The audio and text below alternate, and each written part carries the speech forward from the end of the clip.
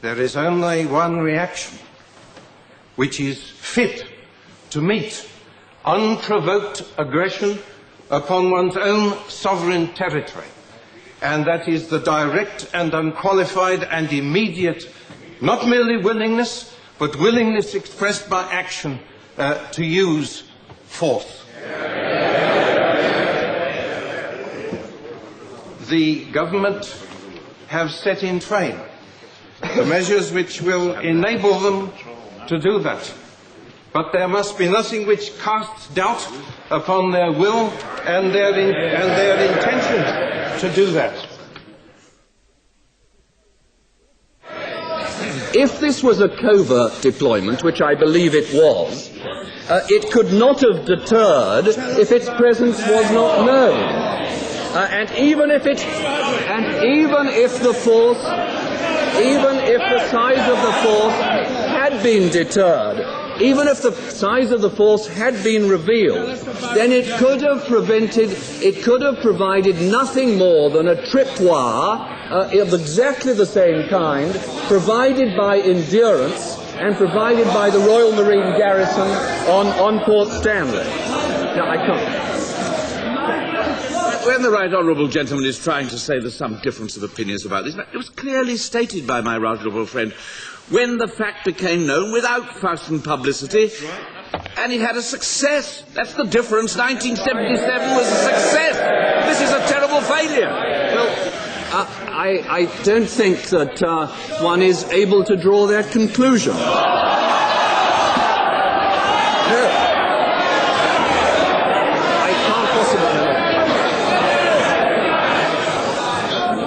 The right honourable gentleman, as Secretary of State for Defence, has not understood the value for a Foreign Secretary of being able to negotiate in a position of some military influence and strength, then he ought not to be Secretary of State.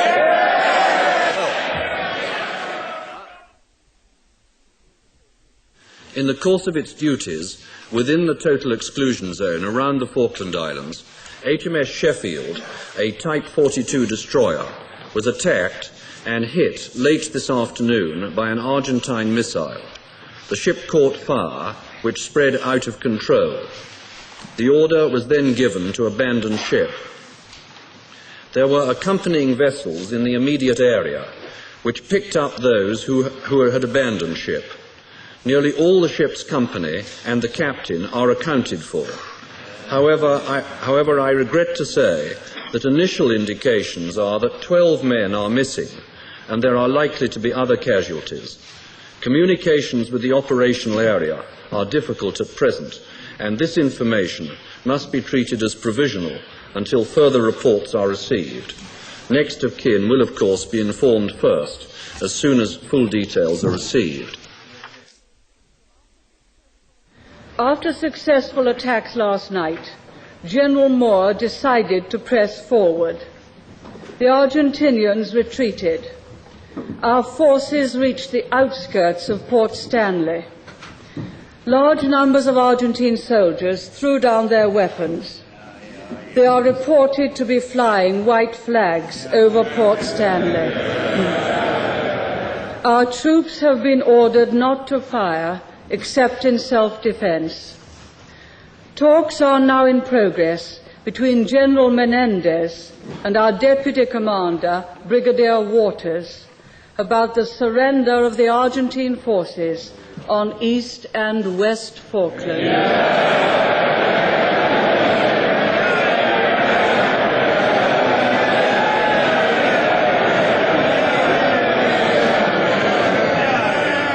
I will report further to the House tomorrow.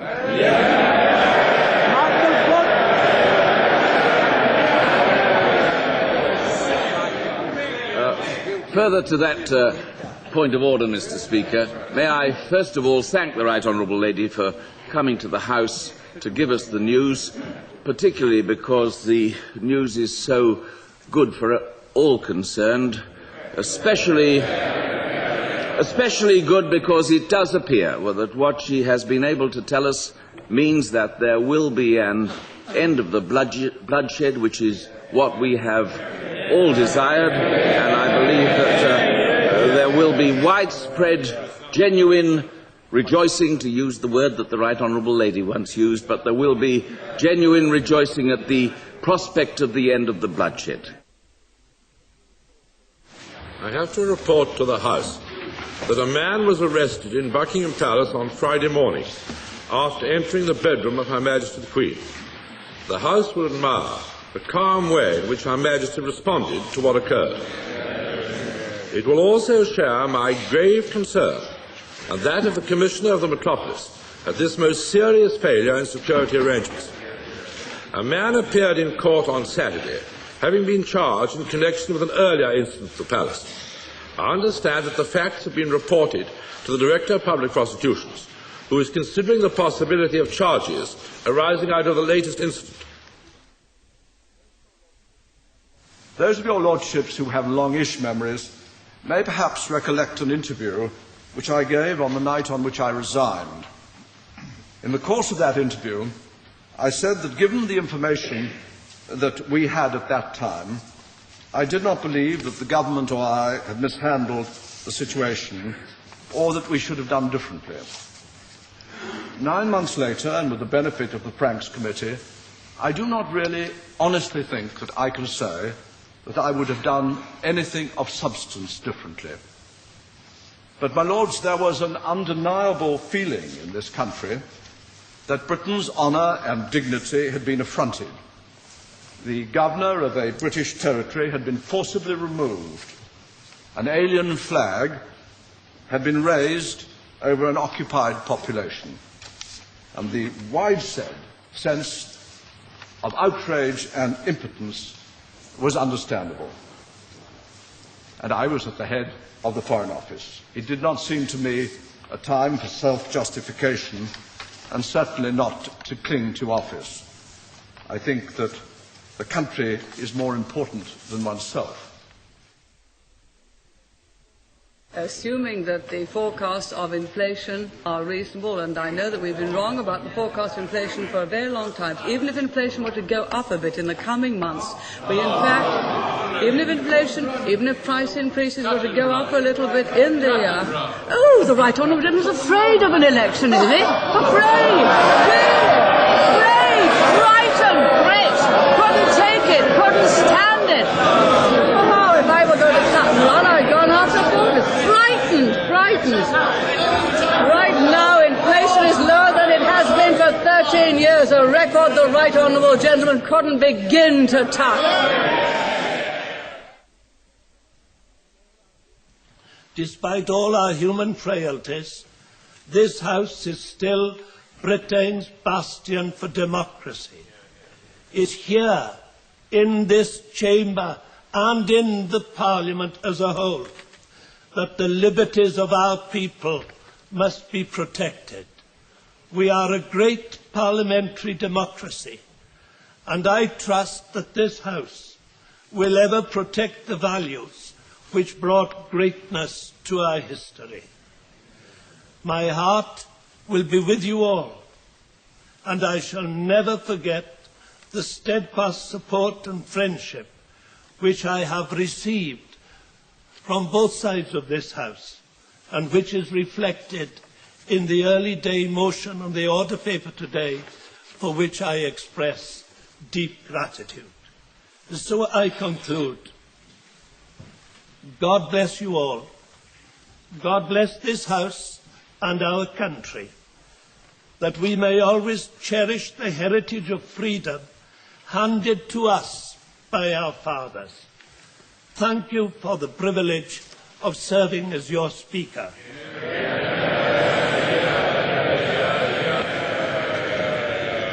First, Mr. Speaker, I beg to move that the thanks of this House be given to Mr. Speaker for what he has said this day to the House, and that the same be entered in the journals of this House. There's the motion just proposed by the Prime Minister. As many as are that can say aye. Aye. Or the contrary, no. I would have taken a poor view. I think the ayes.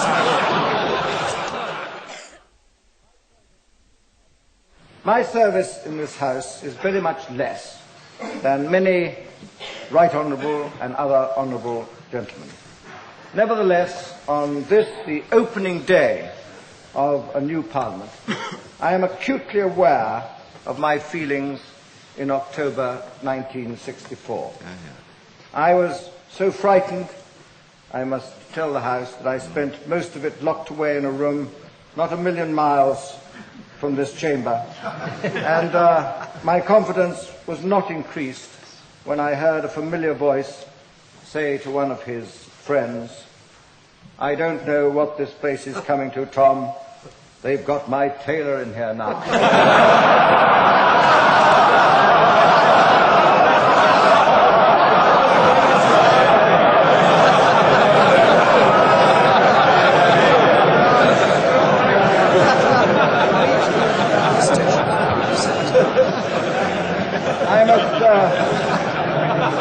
I must say, Mr. Callaghan, to the new members who may have an equally modest background and who may be feeling much the same way as I did on that occasion, that we are all equal here.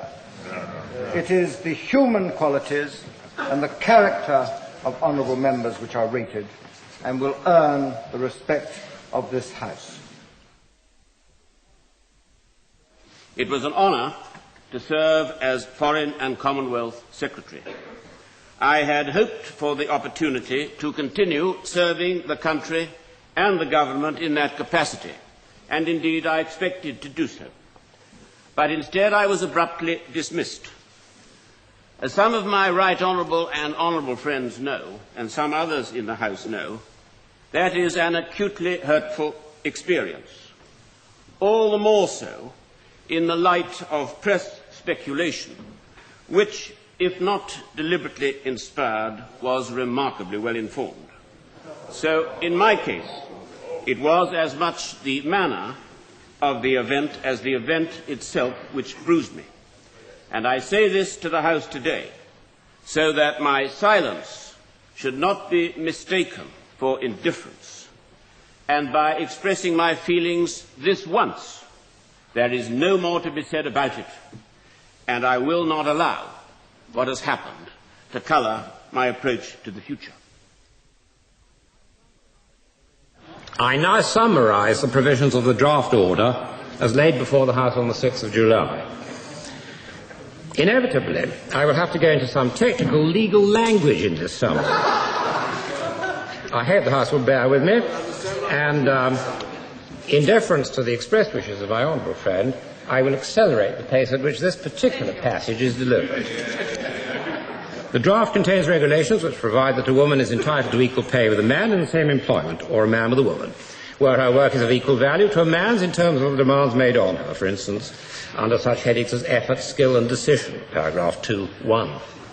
Where a claim for equal pay is to be determined under the new equal value provision, a tribunal will be able to dismiss an application if it is satisfied that there are no reasonable grounds for determining that the jobs are of equal value. Paragraph 3(1).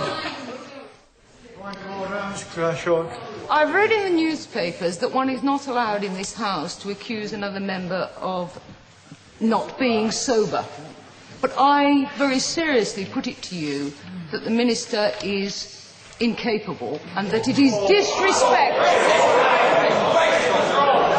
It is a disrespect to this House and to the office he holds to come here and be... Order!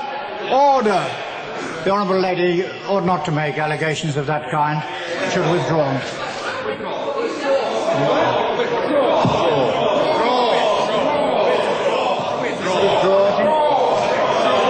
Kenneth? Order! Order! The Honourable Lady should withdraw the allegation.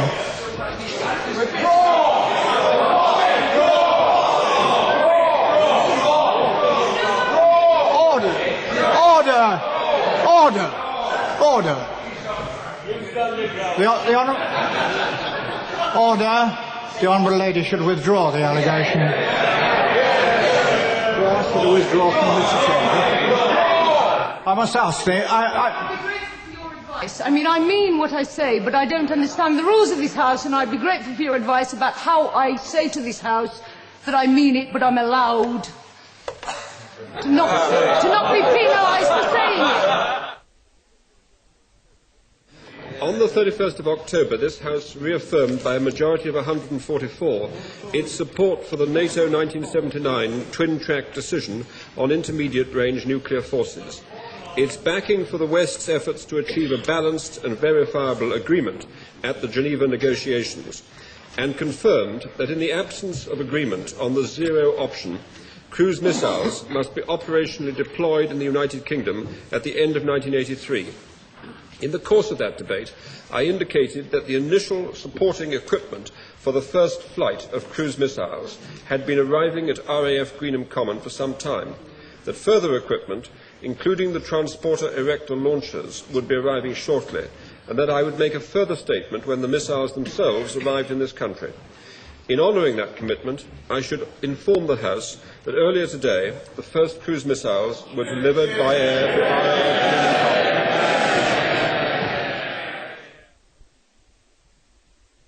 Under these new conditions, staff will be permitted in future to belong only to a departmental staff association approved by their director. The very special nature of the work of GCHQ will be apparent from what I've said.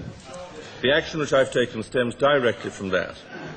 The government fully respects the right of civil servants to be members of a trade union, and it is only the special nature of the work of the GCHQ which has led us to take these measures. I can assure the House, therefore, that it is not our intention to introduce similar measures outside the field of security and intelligence. GCHQ staff are being informed of these measures this afternoon. Those who decide to remain at GCHQ will each receive a payment of £1,000 in recognition of the fact that certain rights which they've hitherto enjoyed are being withdrawn from them in the interest of national security. Those who do not wish to continue to serve at GCHQ will be offered the opportunity of seeking a transfer to another part of the civil service. I haven't wasted time on the Foreign Secretary this afternoon, although I'm bound to say that I feel some of his colleagues must be a bit tired by now of him hobbling round from one of their doorsteps to another with a bleeding hole in his foot and a smoking gun in his hand and telling them that he didn't know it was loaded.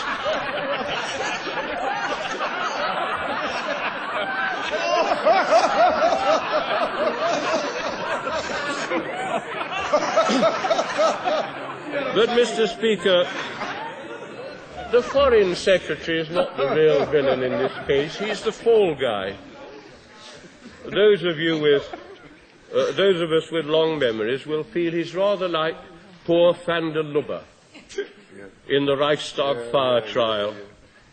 And we're asking ourselves, as was asked at that trial, who is the Mephistopheles behind this shabby Faust?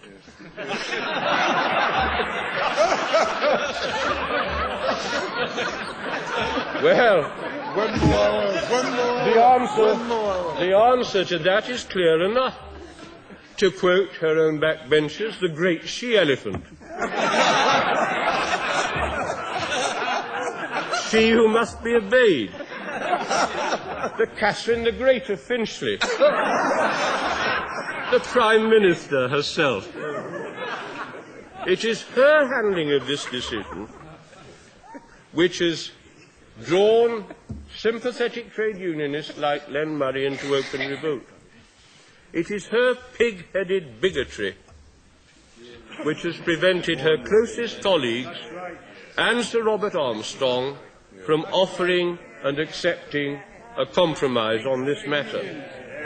Now, if I may say this to the Right Honourable Lady, for whom I have a great personal affection,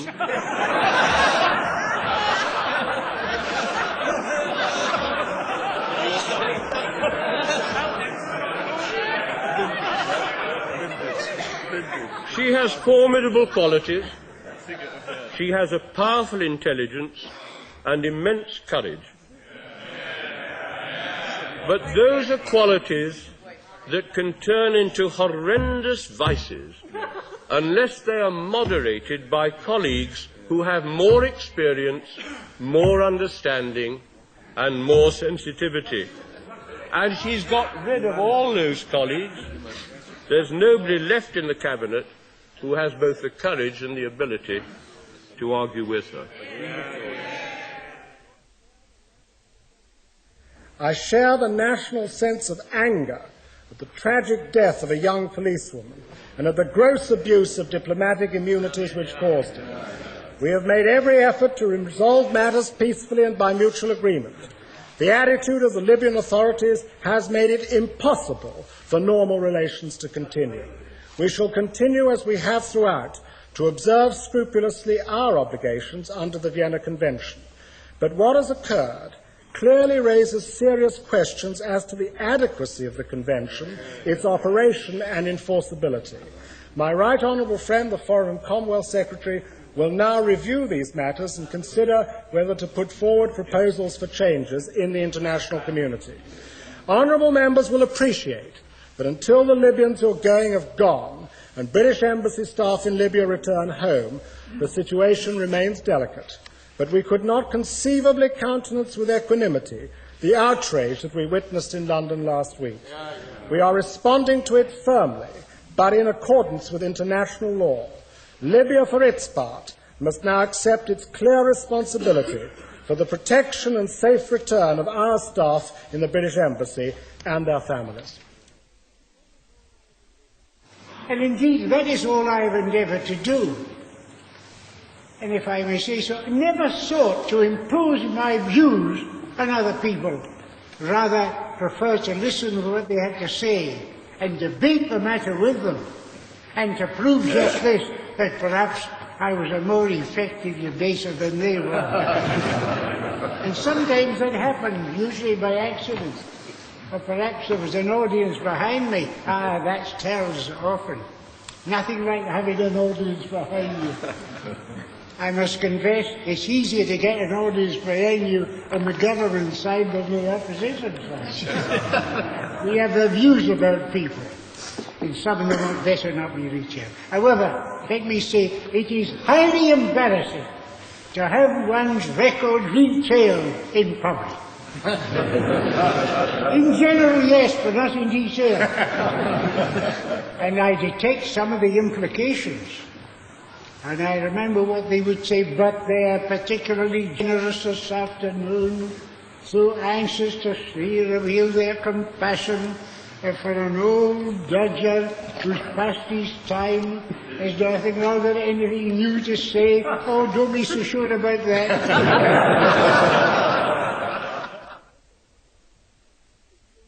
Total security is impossible in a free democratic society.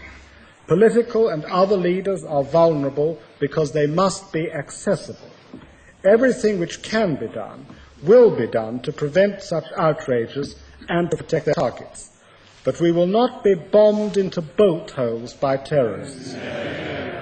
Those who believe that terror can prevail against democracy understand neither the members of this House nor the British people. This was a deliberate attempt to destroy a government by mass murder. Yes, that government is a conservative government with which we have the most serious differences. But it is a democratically elected government. It is the British government. And let it be said in the plainest terms, the only way we get rid of a government in Britain is by the ballot box. Terrorism and assassination have no place whatever in the political process in this country. We utterly and unanimously reject them, and we will fight with every fibre of our being against them. With Voltaire, we on this side say to the government, we disapprove of what you say, but we will defend to the death your right to say it. I'm also conscious, Mr. Speaker, that I speak today from the junior ranks at the back benches. Many of us in these circumstances feel as nervous amateurs compared to the professionalism of the front benches. We can only comfort ourselves, Mr. Speaker, with the knowledge that while the Ark was built by amateurs, it was professionals who built the Titanic.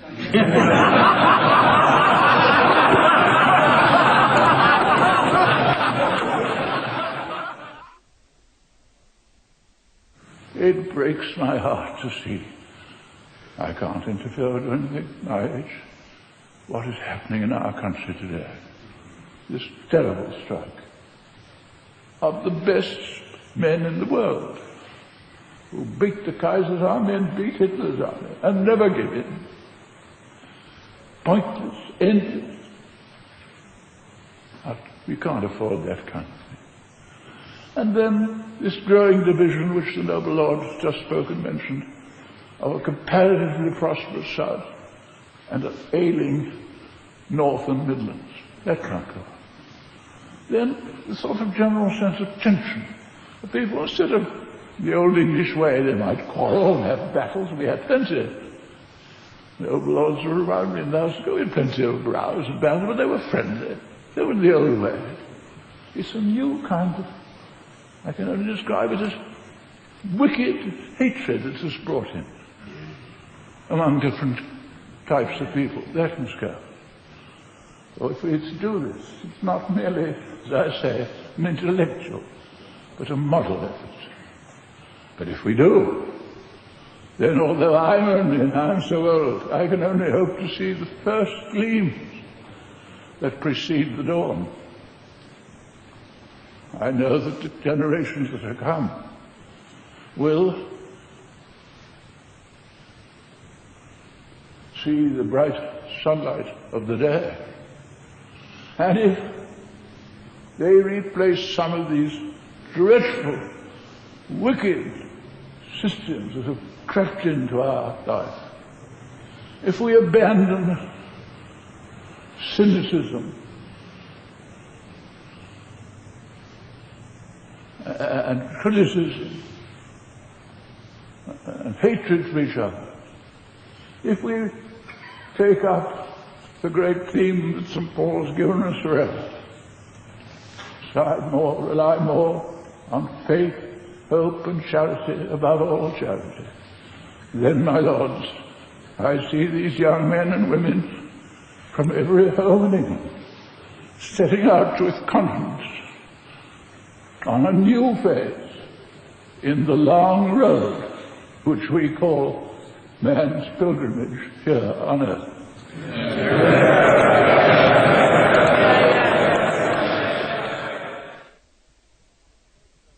Order. I say to those members who are standing in front of the table that this statement was specially asked for by the opposition, and the House has a right to hear it. Now I ask those honourable members and those honourable members who are standing by the mace, please to resume their seats. It's not going to affect his... Order! It's not going to affect his... Order! This is a place where we argue out our differences, and this kind of behaviour is quite intolerable.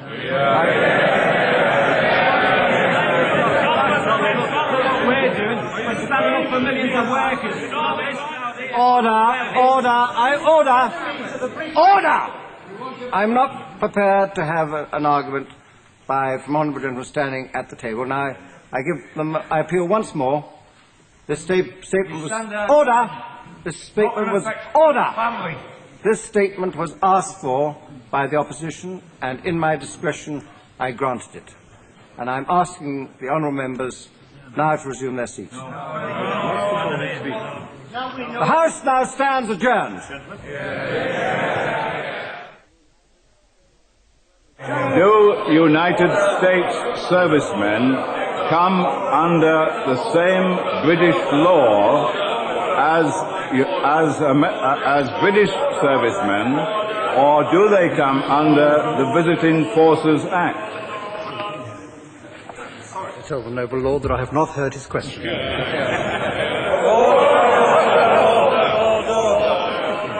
Do American servicemen come under the Visiting Forces Act or under British law? The noble lord be no more heard. Noble lord be no longer heard. As many as are of that opinion will say content. The contrary, not content. Clear the bar.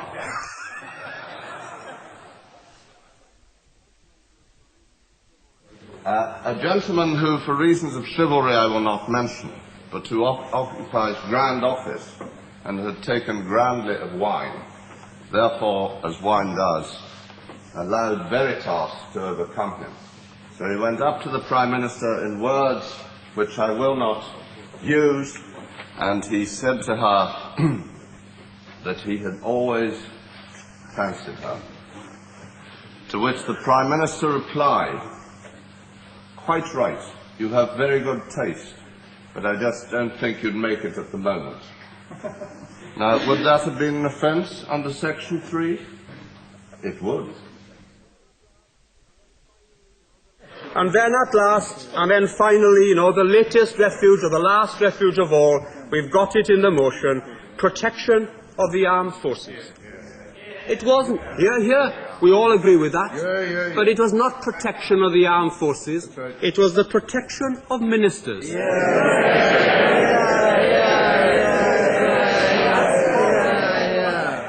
Ministers at various times over the 2 or 3 years had misled the House about the date of the detection of the Belgrano, about the course on which it was sailing when it was sunk and 11 hours before it was sunk, about the changes of course of the Belgrano.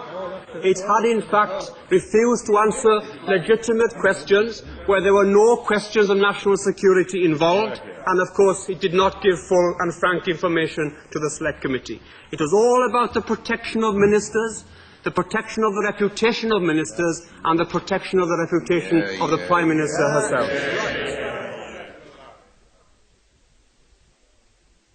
Let us do the decent thing by our rainmakers. Since 1975, and with a little help from the Prime Minister, they have changed the political agenda. And just let me give you a brief list of simple truths. This is the old agenda upon which we fought and won 2 elections. 1. Public spending is bad. 2. Civil servants are idle. 3. Waste is rife. 4. You must suffer.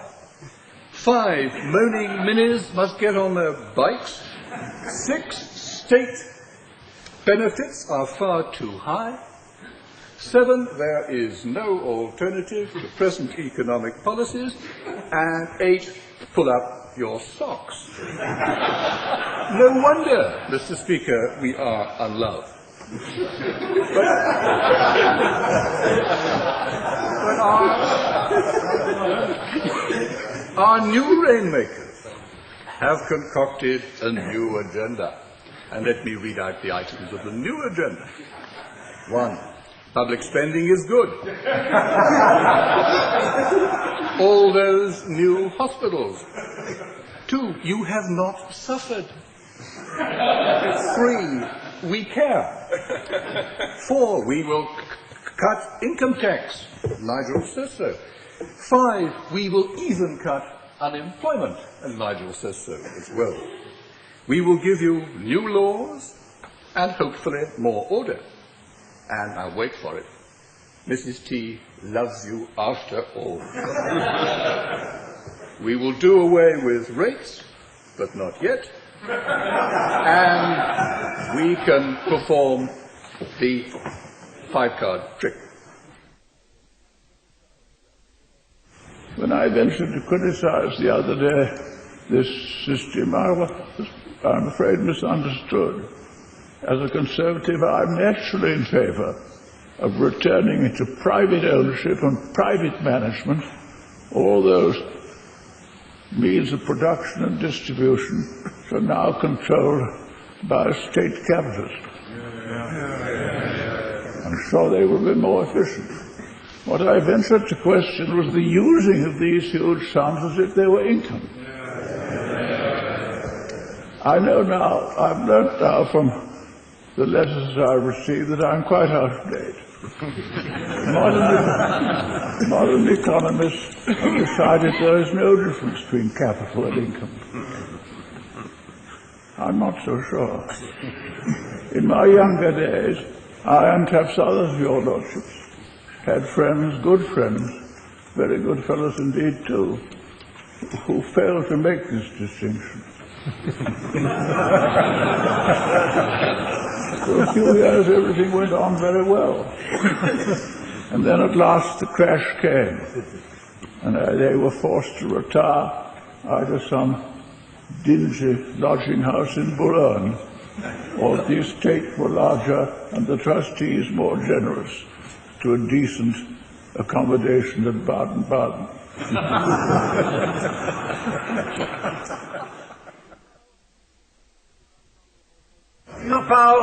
Does the Right Honourable Lady understand?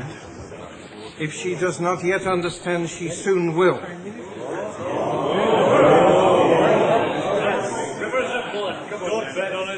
That the penalty for treachery is to fall into public contempt.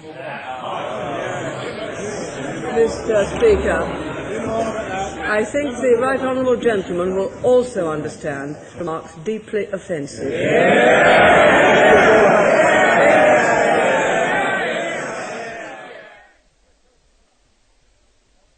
And I went to Hillsborough on the Friday morning, despite the obstacles put in my way by the Northern Ireland office, despite the obstacles put in my way by the headquarters of the RUC, despite the divisional commander's obstacles in Lisburn, despite the obstacles put in the way by the police commander in Hillsborough. And I stood in Hillsborough not waving a Union Jack, I doubt if I'll ever wave one again, not singing hymns, not saying prayers, not protesting. I stood outside the gates of Hillsborough like a dog and asked them to put in my hand the document which sold away my birthright. They told me they would give it to me as soon as possible. Having never consulted me, having never sought my opinion, having never asked my advice, they told the rest of the world what was in store for me. And I stood in the cold outside the gates of Hillsborough Castle and waited for them to come out and give me the agreement second hand. And you know what's even more despicable, Mr. Deputy Speaker? They couldn't even send one of their servants to give it to me. He told me 3 hours before, yes, he would bring it out to me. And at 2:45, 15 minutes after the press conference had begun, I told the policeman, would you mind going in and asking me for the declaration that they have betrayed everything I've ever stood for. And a senior police officer had to go into Hillsborough House, ask for the document and bring it out and give it to me. And if you want to know why I felt desolate for this reason, that as I stood in the cold in the square of Hillsborough, everything I'd ever held dear turned to ashes in my mouth. Everything.